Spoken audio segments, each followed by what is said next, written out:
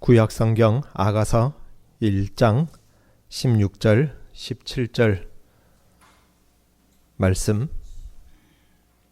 함께 읽겠습니다. 나의 사랑하는 자야, 너는 어여쁘고 화창하다.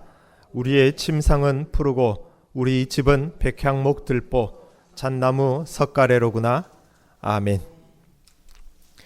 우리 좌우에 인사하실까요? 우리 샬롬 하시겠습니다. 샬롬, 샬롬, 샬롬.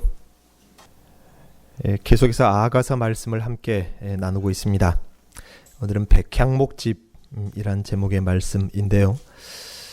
오늘 본문에서는 솔로몬 왕과 깊은 이 교제의 사랑을 나누는 침상을 보면서 푸르르다, 침상이 푸르다, 그렇게 노래하고 있는 술람미 여인의 고백입니다.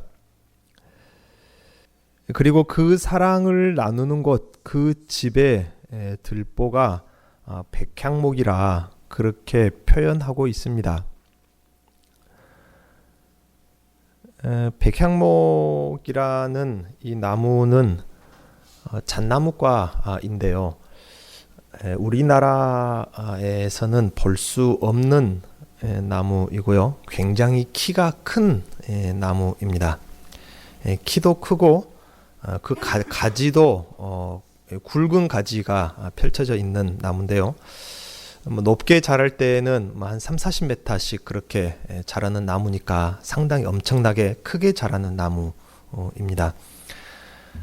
집이 백향목으로 지어졌다는 말은 솔로몬 왕궁을 상상하면서 솔로몬이 노래를 한 것입니다. 왜냐하면 성전은 7년 만에 솔로몬이 지었고 솔로몬이 사는 왕궁은 13년에 걸쳐서 지었는데요. 좀 이따가 다시 말씀에 나오겠지만은 백향목이라는 나무로 집 기둥 삼아서 그렇게 집을 지었어요. 30-40m씩 자라는 그 나무 기둥으로 지었는데 그냥 반듯한 전봇대같이 반듯한 그런 나무로만 지은 것이 아니라 굵은 곁가지를 어느 정도 남겨두고 사용했습니다. 그래서 성경에 보면은 잣나비가 그 안에서 뛰어놀았다, 즉 원숭이가 그 나무와 나무 사이를 헤집고 뛰어놀을 정도로 했다면은 백향목으로 만든 그 왕궁은 엄청나게 거대한 으리으리한 숲속에 들어간 것 같은 그런 기분이 들게 만드는 30-40m, 천정 높이가 30-40m 정도 될 만큼 굉장히 으리으리하게 지어진 왕궁이 바로 백향목으로 지어진 집입니다. 오늘 본문에서 나오는 백향목으로 지어진 집이라는 말은 솔로몬이 살고 있었던 솔로몬의 왕궁을 생각하면서 노래를 불렀기 때문에 백향목 들보로 만들어진 집이라 그렇게 표현할 수가 있는 것입니다. 침상이 푸르고 집이 백향목이라 이렇게 고백하는 것은 그냥 좋다라고만 생각하고 넘어가기는 조금 더 구체적인 표현이기 때문에 그 의미들을 구체적으로 오늘 살펴보고자 합니다. 사랑을 나누는 침상을 왜 푸르다 그렇게 이야기를 하는 것일까요? 우리나라는 비교적 비가 자주 오는 편입니다. 또 충분한 양의 비가 오기 때문에 우리는 비 하면은 그냥 흔한 것으로 생각을 합니다. 그래서 1년 사철 푸른 색깔은 우리는 아주 익숙해요. 땅이 푸르다, 들판이 푸르다, 산이 푸르다. 또 우리나라는 소나무가 많아가지고 항상 푸르른 산을 볼 수가 있습니다. 그래서 우리들에게는 이 푸른 색깔의 자연이 아주 익숙하고 흔한데, 물론 도시는 그렇지 않죠. 도시에서는 풀 한 포기도 예쁘게 보더라고요. 이 들판에 충분히 내리는 비 때문에 우리는 그것을 보면서 야, 푸르다, 이 생각을 거의 안 하고 삽니다. 그것은 당연한 것이니까. 하지만 성경 속에 사는 사람들에게 있어서 푸르다라는 이 색감은 그렇게 흔한 색감이 아닙니다. 흔하게 말할 수 있는 색감이 아닙니다. 우리처럼 하찮은 색깔이 아니죠. 그들에게 푸르다는 것은 매우 특별하고 매우 가치 있는 색깔입니다. 결론적으로 미리 말씀을 드린다면은 물론 그 땅은 유대의 땅 광야이기 때문에 그렇고요. 1년 중에 3분의 2 혹은 절반은 푸른 색깔을 볼 수 없이 삽니다. 들판에 풀이 봄이 돼서 뜨거운 동풍이 불어버리면은 하루아침에 노랗게 말라버리기 때문이기도 하고요.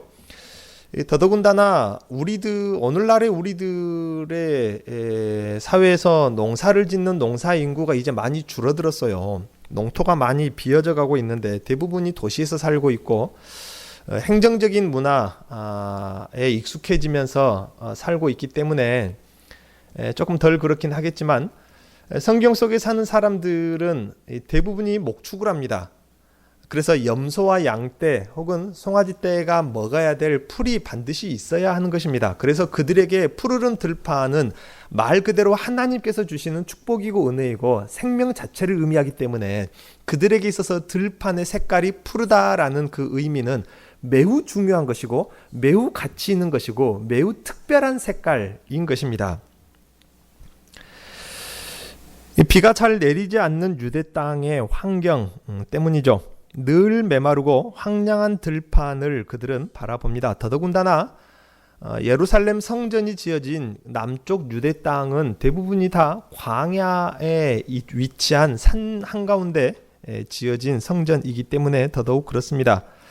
그렇지만 단 한 번 하늘에서 내리는 단 한 번의 비만으로도 황량하고 메마른 그 노랗고 붉은 광야가 푸르른 잔디밭과 같은 초원이 되는 것을 그들은 봅니다.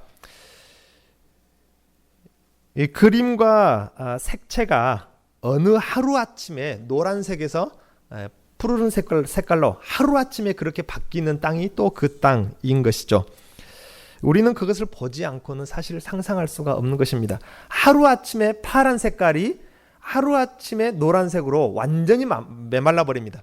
예를 들어서 예루살렘에서 봄에 여리고로 하룻길을 걸어서 친척집에 갔다가 한 이틀 지나고 오잖아요. 동풍이 불어버리면은 내려갈 때는 푸르른 잔디밭 같은 그 땅이 광야가 하루 이틀 지나면은 그냥 노란색으로 완전히 말라버립니다. 꼭 그 제초제 뿌려놓은 것처럼 완전히 하루아침에 말라버리는, 그렇게 하루아침에 색깔이 변하는 땅이 그 땅입니다. 고대 시대의 유대인들에게 눈에 안 보이기 때문에 작은 이 포자나 풀씨들이 땅 속에 있었음을 그들은 생각하기가 힘들었죠. 그래서 하늘에서 내리는 비, 하늘이라는 말은 하나님이 계시는 곳입니다. 하나님이 계시는 곳으로부터 내려온 비가 그 땅을 하루아침에 그렇게 파랗게 만들었다라고 생각하며 신기하기도 하고, 하늘에서 내리는 그 비의 능력을 대단하게 여기기도 한 것입니다. 그래서 하늘에서 내리는 비를 그들은 매우 특별하게 여기는데, 그 비는 생명의 물로, 은혜의 물로 여겨서 충분히 사람을 정결하게 할 만한 실질적인 효험이 있는 물로 여길 수밖에 없었던 것입니다. 왜냐하면 메마르고 죽어있는 땅을 파란 땅으로 바꾸는, 생명의 땅으로 바꾸는 그 효과가 하늘로부터 내리는 그 물, 그 비 속에 있는데, 그 비는 하나님이 계시는 곳으로부터 내려오는 비라. 그래서 그 비는 모든 부정한 것을 씻겨내리게 할 만한 정결한 물이고 은혜의 물이고 생명의 물이라 그렇게 여겼던 사람들입니다. 그래서 고대 시대 때부터 지금도 유대인들은 비가 오면은 그 비를 하나님의 은혜로 여기며 그 비에 온몸을 적시며 비를 맞는다고 합니다. 그러면서 생각하기를 하나님의 은혜에 적셔진다, 그렇게 생각한 것입니다. 오늘 본문의 술람미 여인의 인생을 한번 여러분 가만히 되돌아보십시오. 술람미 여인의 인생은 마치 요한복음에 나오는 우물가에 찾아온 그 여인의 인생과도 같이 원래는 메마른 광야와 같았던 그러한 여인의 인생이었습니다. 정말로 볼품없고 가족 중에서, 형제 중에서는 천대를 받았던 그러한 사람이었죠. 하지만 그러한 술람미 여인, 그녀가 왕의 은총을 받으면서 왕의 사람이 되면서부터는 이 자신의 서럽고 고생스러웠던 삶이 하루아침에 평안과 안식과 축복과 사랑으로 하루아침에 바뀌게 되었다 그 말입니다. 그래서 바로 그 왕의 가장 본질적인 관계에 사랑을 나누는 침상, 그 관계를 만들어주는 그 침상을 노래하기를 마치 은혜의 단비에 광야가 변하여 생명의 땅으로 푸르른 초원으로 바뀌는 듯한 그러한 마음을 노래하고 있는 것입니다. 그것을 유대인들에게 매우 특별한 색감, 푸르른 색감으로 그것을 표현하고 있는 것이죠. 지금 이 아가서에 나오는 솔로몬과 술람미 여인의 관계는 1차적으로는 구약 이스라엘 민족과 하나님과의 관계를 지금 노래하고 있는 것입니다. 구약 이스라엘 민족이 그렇게 느꼈겠죠. 광야를 유리하면서 그들은 살았습니다. 하지만 하나님의 은혜 안에 거하면 그 메마른 광야에서 늘 목마르지 않았고, 그 메마르고 빈 땅에서 늘 그들은 양식으로 배부를 수가 있었습니다. 대적들로부터 늘 안전하였고, 하지만 하나님의 은혜로부터 벗어나면 그들은 가뭄의 연속이었고 나라가 망하기도 했죠. 그러므로 핵심은 어디에 있습니까? 당연하고 자연스럽게 푸르를 수 있는 땅이 아니기 때문에 여기에 핵심은 하나님의 은혜라는 것입니다. 하나님과의 가장 온전한 관계가 여기서 지금 노래하고 있는 핵심이죠. 하나님과 동행하고 하나님과 동거하는 것이 바로 그들에게 그 땅에서 생명이 되고 은혜가 된다 그 말입니다. 그러므로 솔로몬이 푸르름의 놀라운 은혜를 노래할 수밖에 없었던 것은 이러한 온전한 하나님과의 관계를 누릴 수 있는 성전이 솔로몬 시대 솔로몬의 손으로 세워졌기 때문에 이 성전으로 말미암아 하나님과의 관계가 마치 부부가 침실의 관계를 갖는 것처럼 술람미 여인 같은 이 보잘것없는 시골 처녀이고 볼품없는 외모도 그렇고 천대받는 시골 처녀이라 할지라도 그렇게 메마른 광야 같은 이 술람미 여인이라 할지라도 하나님과 관계만 맺으면은 그 술람미 여인이 푸르른 들판과 같이 생명이 넘치고 은혜가 넘칠 수 있다. 그것이 어디에서 이루어집니까? 성전 때문에 그런다 그 말입니다. 성전에서 하나님과의 관계가 침상에서처럼 완성되는 것이기 때문입니다.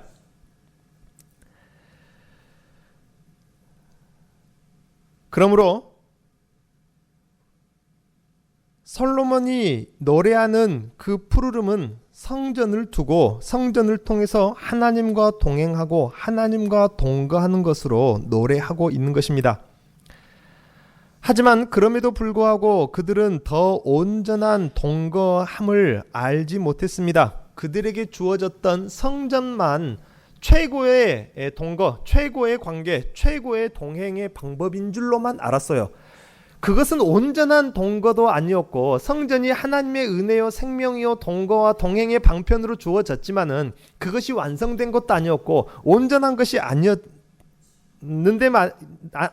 아니었는데도 불구하고 그들은 그 이상의 동거, 성전을 넘어서는 옛 구약의 성전보다 더 나은 성전의 관계를 그들은 깨닫지 못했다 그 말입니다. 쉽게 말하면은 더 온전한 생명, 더 온전한 푸르른 은혜가 왔음에도 그 놀라운 은혜를 그들은 온전히 보지 못하고 깨닫지 못하였습니다. 휘장으로 가리워진 상태로서는 하나님과 온전한 동거가 아니기 때문입니다. 지성소에 들어가지 못하고서는 온전한 동거가 아니기 때문입니다. 그러므로 휘장을 둘로 갈라버리신 지성소의 문을 열어버리신 이 주님의 사역에 믿음 안에서 지극히 거룩한 그곳으로부터 나온 주님의 정결케 하시는 사역 안에서 온전한 하나님과의 동행, 온전한 하나님과의 동거, 동침을 우리는 이루어짐을 볼 수 있다는 것이 은혜입니다. 그렇기 때문에 성경은 우리들의 시대를 뭐라고 노래합니까? 보라, 지금은 은혜 받을 만한 때라. 그렇게 말할 수밖에 없는 거예요. 구약 시대에도 은혜가 있었지만은 지금 우리 신약교회의 은혜에 비하니까 그것은 은혜의 축에도 못 드는 것입니다. 그때가 성전이 있었지만은 하나님을 얼굴로 가리우고 있었어요. 온전히 볼 수도 없었고 그 하나님이 계신다는 하나님의 집 지성소에 들어갈 수도 없었습니다. 그마저도 그때는 은혜라고 했었지만은 참된 은혜, 성육하신 하나님, 지성소로부터 나오신, 지성소를 갈라버리신 옛 성전을 무너뜨리고 온전한 새 성전을 이루신 예수님의 은혜에 비하니까 그것은 은혜도 아니라, 그러니 지금이 뭐의 시대라? 은혜 받을 만한 때라. 은혜 위에 은혜로라. 그때는 그냥 은혜라 한다면은 이것은 은혜 위에 있는 은혜다. 그렇게 이야기를 하는 것입니다. 구약의 하나님의 은혜와는 비교할 수 없는 이 은혜. 바울이 오죽했으면은 구약 시대에 그 모든 은혜의 방편들을 배설물처럼 여기고 버려버렸다고 그렇게 말하지 않습니까? 비교할 수 없는 방법으로 우리와 동행하고 동거하시고 하나 되시는 은혜의 때를 우리는 살고 있는 것입니다. 에스겔서의 환상처럼 성전에서 나오는 물, 은혜의 물이 죽음의 광야를 푸르르게 만든다고 했습니다. 죽음의 바다를 생명의 바다로 만든다고 했습니다. 그 은혜가 지금 여러분 곁에 계시고 여러분 안에 계십니다. 주님의 은혜가 주어지면은 우리들의 황량한 삶이, 메마른 삶이, 노랗게 빨갛게 메말라버린 삶이 하루아침에 푸르르게 변할 수가 있다, 그 말입니다. 그것이 무엇입니까? 하늘로부터 내리는 은혜의 단비, 우리 주님 예수 그리스도께서 주시는 은혜의 단비, 바로 성령 하나님인 것입니다. 성령의 단비가 성령의 단비를 내려 충만케 하옵소서, 그 찬송처럼 성령의 단비가 내리기만 하면은 완전히 하루아침에 푸르르게 되는 것입니다. 우리의 침상, 하나님과의 교제를 나누는 이 침상은 하루아침에 푸르르게 되는 것인데, 이것이 어떻게 구약시대에 그 솔로몬 성전과 비교하겠습니까? 솔로몬 성전 시대 유대인들은 하나님을 보지 못할 뿐더러 거리가 있었어요. 성소에도 못 들어갔습니다. 제사장들은 대표자들인데 제사장들도 지성소에 못 들어갔어요. 일반 백성들은 아예 성소의 문턱도 못 밟았습니다. 쉽게 말하면은 신랑과 신부라고 해서 그렇게 관계의 성전을 주었는데, 그 성전에서는 신랑이 거하는 그 집 침상은 고사하고 그 집 문턱도 못 밟아봤다, 그 말입니다. 왜요? 문턱에 들어가면은 어떻게 됐습니까? 죽었습니다. 하나님이 그들을 치셨어요. 왜요? 관계가 아직 온전하지 못하니까. 죄의 관계, 요한복음 8장에 나오는 돌을 던질 수가 없는 죄의 관계이기 때문에 그렇다, 그 말입니다. 그들은 그마저도, 그 성전도, 솔로몬을 보십시오. 이 야가서를 보십시오. 성전을 노래한 것이 야가서입니다. 솔로몬은 그 성전을 보고도 이렇게 기쁨에 넘쳐서 만족에 차서 이렇게 그 성전을 보고도 노래하는데 하나님 얼굴도 못 보면서. 그런데 우리 신약교회 성도들은 어떻습니까? 성육하신 예수님을 보고 만졌는데 그가 누구의 영광이라? 하나님의 영광이라. 구약 백성들은 하나님의 영광 고사하고 성전에서 쓰였던 그릇만 봐도 죽었어요. 그러니까 그릇 못 보게 레위인들로 가로막았지 않습니까? 그런데 우리들은 하나님의 얼굴, 하나님의 형상이요 하나님의 영광으로 오신 예수 그리스도를 보고 만져보았다라고 요한복음에서 이야기하는 것을 듣는데, 예수님이 그 나다나엘에게 뭐라고 합니까? 그것으로 만족할 것이 아니라 어떤 때가 온다? 더 나은 보혜사 성령으로 하나님께서 주실 때가 올 것이라.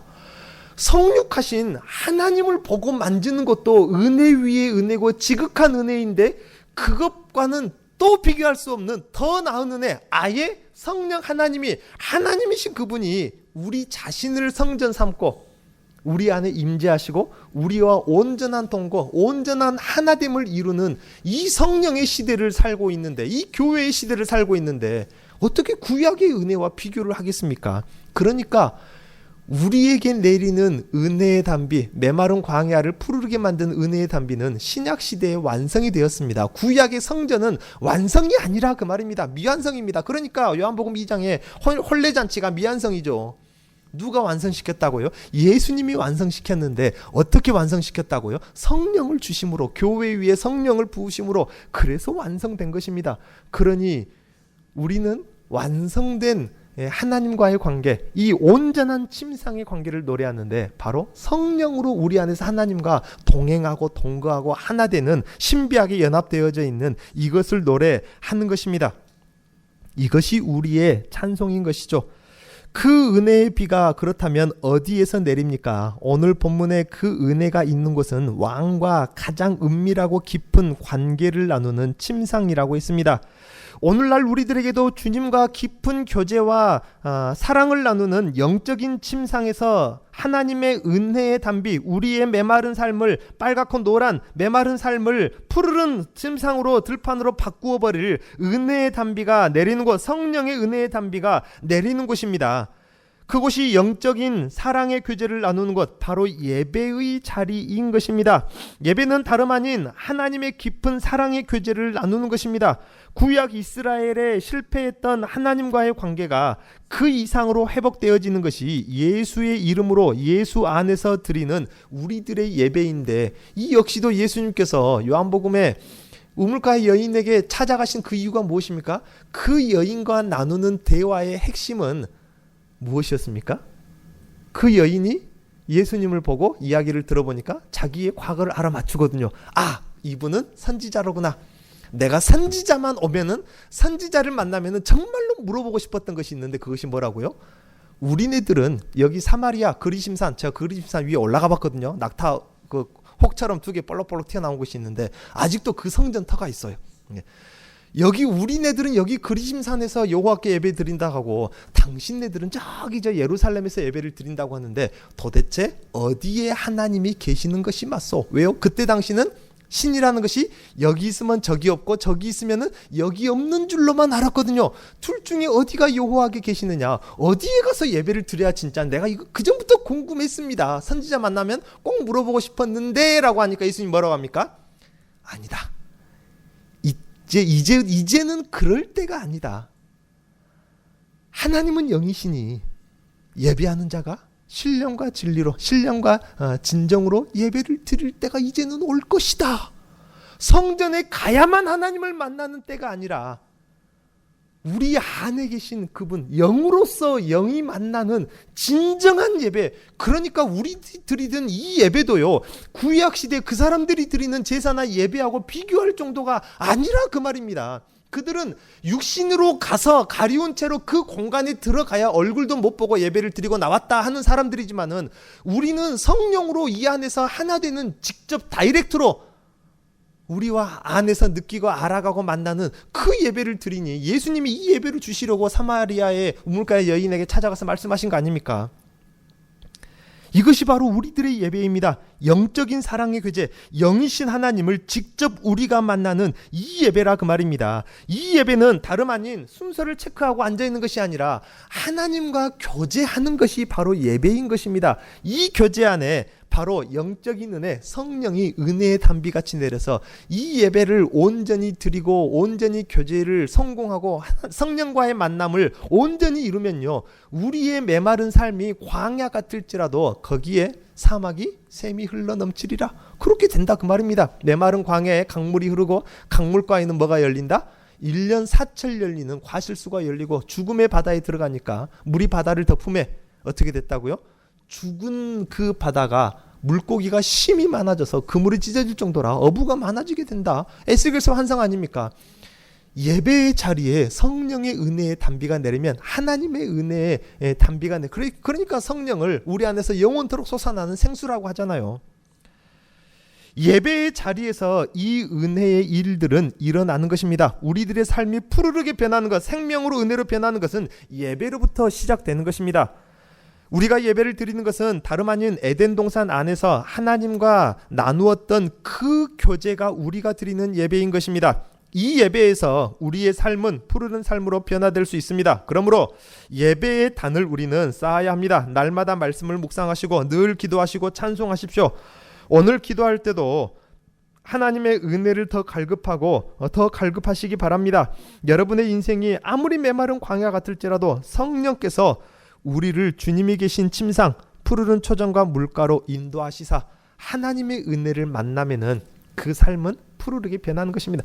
광야라서가, 사막이라서가, 메말라서가 문제가 아니라 그 말입니다. 예. 하나님은 불가능을 가능케 하셔서 은혜를 주시는 분이기 때문에 우리의 삶이 메마르고 어쩌고 그건 아무런 문제가 안 되는 것입니다. 성령을 만나야 되고 성령이 충만케 되어져야 되고 하나님을 만나야 돼요. 그리고 또한 왕과 깊은 사랑을 나누는 그 침상뿐만 아니라 그 집을 가리켜 노래하면서 백향목 집이라 그렇게 노래하고 있습니다. 서론에서 말씀드렸다시피 이스라엘에서는 그 이스라엘 본 땅에서는 자라지 않는 나무입니다. 외국에서 수입한 나무가 백향목입니다. 그 높이가 30m에서 40m까지 자라는 어마어마하게 큰 나무입니다. 그래서 부정적으로는 교만의 의미로 그 나무가 사용되지만은 1차적으로는 튼튼하고 강함을 의미하는 나무입니다. 그래서 왕과 사랑을 나누는 그 삶이 그만큼 튼튼하고 든든하다 그 말이죠. 이와 같이 구약 이스라엘이 하나님처럼 거룩하여지고 정결하여지고 또 일편단심 여호와만 바라볼 때는 그들이 손 하나 대지 않고도 그 나라가 안전했습니다. 사무엘을 보십시오. 사사시대를 마치고 온전하게 제사하고 예배를 드리니까 그들이 무기도 없죠. 맨 농기구밖에 없는데 철 무기는 블레셋이나 가지고 있지, 강한 무기는. 그런데 그들은 손 하나 까딱하지 않고 하나님이 알아서 그냥 번개로 그들을 다 내쫓아버렸다 그 말입니다. 손 하나 대지 않고 그 나라가 안전했습니다. 우리의 양떼와 밭의 농작물이 안전하여지고 풍성해졌다 그 말입니다. 하지만 그들의 나라는 결국 무너졌고 성전은 회파되었습니다. 본문이 바라보는 것처럼 튼튼한 백향목 같은 집을 이루지 못하였습니다. 백향목 집인데 어찌 무너졌겠습니까? 백향목이 아니니까 무너졌죠. 왜입니까? 요한복음 8장에서 말하고 있는 것처럼 그들에게는 온전한 죄 씻음이 아직 이루어지지 않았기 때문입니다. 온전한 죄사함이 있었다면 지성소에 들어갔겠죠. 율법을 다 지켜도 온전한 죄사함은 없는 것입니다. 그것이 구약의 한계예요. 그렇기 때문에 그들이 하나님을 만나는 성전이 있다고 해도 그들의 율법으로는 온전한 의를 줄 수 없는지라, 온전한 죄사함을 줄 수 없는지라 새 성전, 새 법이 필요한데, 그래서 성령을 무슨 법이라? 마음에 새기신 새로운 법이라 그렇게 이야기를 하는 것입니다. 하나님의 아들이신 그리스도 예수의 십자가의 사역 안에 온전한 죄 씻음이 있습니다. 그러므로 예수의 몸된 교회가 하나님과 나누는 사랑 안에서는 튼튼한 백향목 같은 집을 이룰 수가 있습니다. 사랑하는 성도님 여러분, 그리스도와 사랑을 나누는 사람의 삶은 이처럼 튼튼한 백향목 집과 같습니다.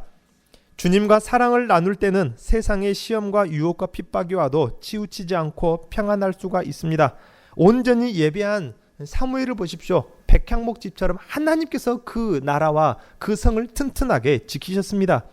세상의 파도에 넘어지지 않을 수도 있습니다. 주님과 사랑을 나누십시오. 이것이 여러분의 영혼과 삶이 평안할 수 있는 길인 것입니다. 그 성을 튼튼한 바위와 벽돌로 지어서 요동치 않는 것이 아니라 여호와께서 그 성 중에 계심에 요동치 않는 것입니다. 성이 튼튼해서가 아니라 여호와께서 그 안에 계심에, 여호와께서 뭐 하려고 그 안에 계시겠습니까? 백성들하고 사랑을 나누려고 그 안에 계시는 거 아니겠습니까? 여호와께서 사랑을 나누고 교제하고 관계하는 그 여호와가 계시는 그 성이 요동치 않는 것입니다. 백향목집과 같다 그 말인 것입니다. 그 사랑의 길은 주님과 관계의 정도입니다. 주님과의 관계가 얼마나 밀접하고 친밀한 관계인가가 그만큼 그 삶과 영혼이 평안할 수 있는 길인 것입니다. 그러므로 주님과 깊은 관계를 사모하십시오. 온전한 관계를 갈망하시기 바랍니다. 하나님의 은혜를 갈급하시며 그럴 때에 여러분의 메마른 인생이 푸르른 생명력으로 넘치시기를 축원드립니다. 기도하겠습니다. 하나님 아버지, 은혜와 사랑을 감사를 드립니다. 하나님과 교제하고 관계하고 사랑을 나누는 그 침상과 집이 푸르르며 튼튼한 백향목 같다라고 노래하는 것, 구약시대 사람들이 성전에서 하나님을 만나는 것만으로도 그렇게 푸르름의 생명과 은혜를 노래하였는데, 우리들에게는 우리들을 친히 성전 삼고 하나님이신 그분이 우리 안에 직접, 우리의 인격 안에, 우리의 영혼 안에 직접 임재하시고 직접 관계하시고 직접 간섭하시며 직접 만나시는 이 영적인 예배를 우리가 드릴 때에 우리들의 삶이 얼마나 아름답고 생명력이 넘치며 푸르를 수 있는지를 오늘 말씀 가운데 깨닫게 하여 주시어서 성령의 방식으로 우리 안에 와서 우리와 만나고 교제하시기를 원하는 하나님의 뜻을 따라서 성령 충만을 사모하게 하시고 성령으로 충만케 하시며 성령으로 충만하게 될 때에 우리의 삶이 날마다 기쁨이 넘치고 찬송이 넘치고 하나님께 돌려지는 영광과 감사가 넘치는 삶이 되게 하여 주옵소서. 예수님의 이름으로 기도하옵나이다. 아멘.